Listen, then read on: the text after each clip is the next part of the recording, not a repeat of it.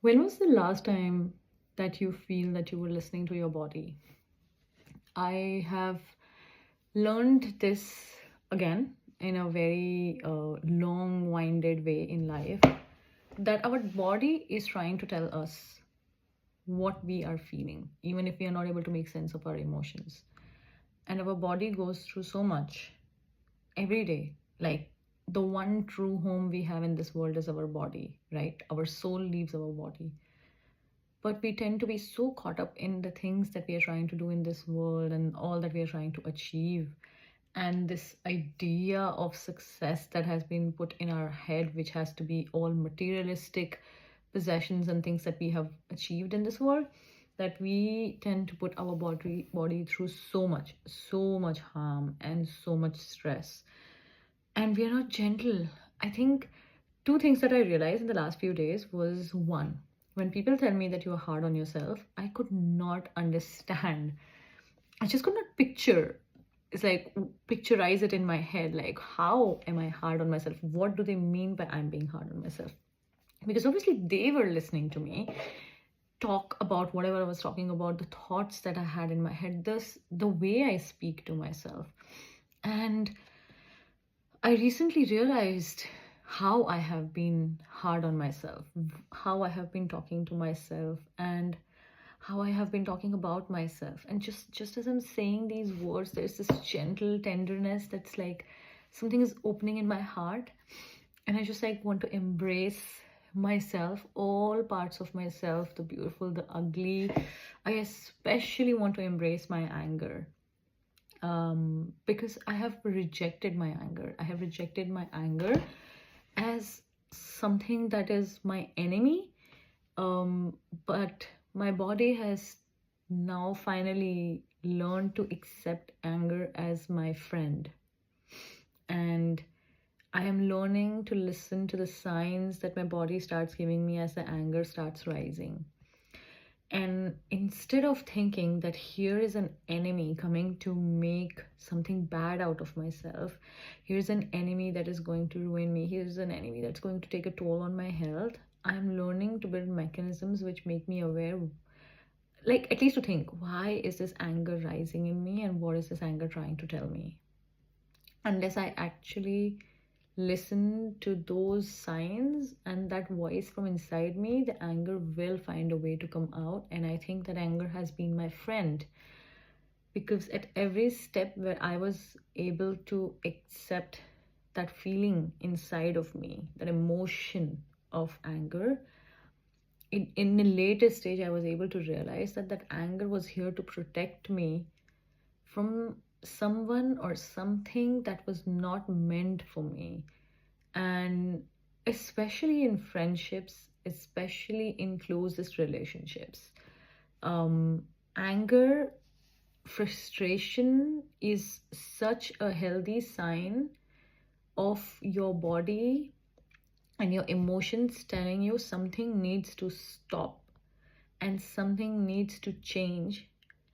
And even if it is your own, and I keep reiterating this because I'm a firm believer of, it does not matter who the person on the other side is, even if it is my own mother.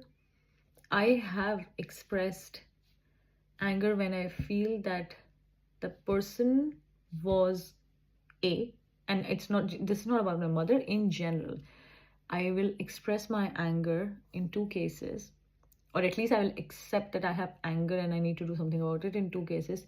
A, the person is misusing my kindness and my love and my generosity. And that means that that person is not showing me that they value however much I am able to do from what my capacity is. And secondly, that they are not able to show any appreciation or gratitude for it. If I keep hearing complaints from anyone about, I don't know, about like a projection of something that tries to say that I have hurt them and they are trying to forgive me and all of that, sorry for my French, but like crap narrative, I learn to take a step back and I'm like, this is not acceptable. This anger is trying to tell me that this person is projecting their inner insecurities on me. Whatever is internally going on inside them that they cannot figure out and handle, they are projecting it on me. And even if that is my own mother, who at one stage, yes, I know, was under unsurmountable pain, it was still not, it was still my prerogative and my right and my duty to protect myself to have felt that anger. So yes, that's one sign. Your body is going to tell you, it's going to show you anger, frustration. What happens when you don't listen to those signs? What happens when you keep on continuing to do and be the same way that you have been without actually bringing any change in yourself, without actually building any healthy boundaries for yourself, and without actually understanding that whatever is happening in your surroundings outside of you is having an impact on your internal world, your inner world, your home. When you don't change that, something about that, then you're learning to just succumb to it. You're learning to just become a puppet in a show. You're learning to tell yourself, make excuses and tell yourself that I have to continue being like this and doing like this. It does not matter how it impacts my body. It does not matter what is the emotion that's rising in me. What are my emotions in my body and my nervous system trying to tell me? I just have to keep on doing this because this goal is important, this person is important, this place is important, this relationship is important, etc. and all. In that case, then we see illnesses. That is our body's way of making us aware that you've not listened to me to a point where now I have sickness, where I am now feeling sick of this, and I'm creating these illnesses and sicknesses, which will make you realize that you need to stop, you need to take a pause. I sincerely believe that my injury was a gift, and that I was not a victim. I was not unlucky, like many people have told me, how unfortunate for you to have gone through that. I was extremely fortunate to go through that, because that break and that pause was not just a time that I got to spend with my family and friends, but it was actually the time that I got to spend with myself.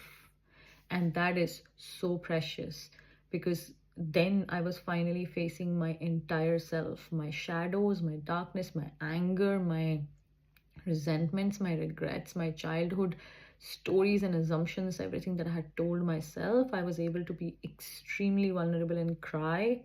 I was able to just break down like a child, and I was able to like cry in front of my chacha, cry in front of my brother, cry in front of my mother, sister, everyone, because that was necessary. My body was exhausted from telling stories to itself, assumptions and goals and pressure, and wanting to become someone that I'm not. I think this is very important lesson. Don't let your body go up to that stage where it will break, and where it'll just break down to a level where it cannot cope anymore. Learn to listen to your body, learn to listen to the signs, and do not reject anger and frustration. They are healthy emotions. They deserve as much space and as much respect and value as emotions like joy and happiness and fulfillment. We live in a world which continuously tries to tell us that this false positivity, glimmers and hopes and false positivity, that you have to continue to feel happy all the time. No, your anger, your frustration, your sadness as well is here as your shadow to tell you something that is important. And hey, by the way, this is not me making things up. Please go and read some of the theories from Carl Jung, especially about shadow self.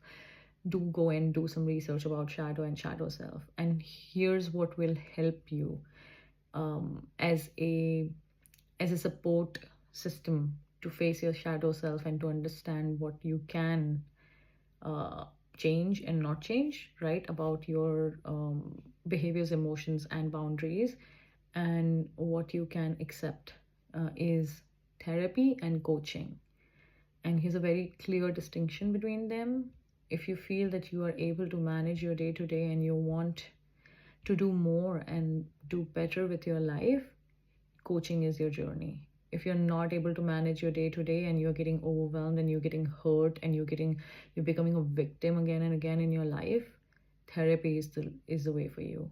And this comes from someone who has taken therapy, who has taken coaching, and who has been trained to be an internationally certified coach. When I actually finished my certification, but yes, I finished my classroom training and some practical sessions. So I can tell you from my experience, listen to your body, get the help you need, stop projecting your issues on others, don't put others through something that they do not deserve, and build that awareness to be in sync with your emotions and what your body is trying to tell you. I'm learning this the hard way. I'm in the journey of becoming better, more in tune with my body, and hence I'm sharing this. Thank you.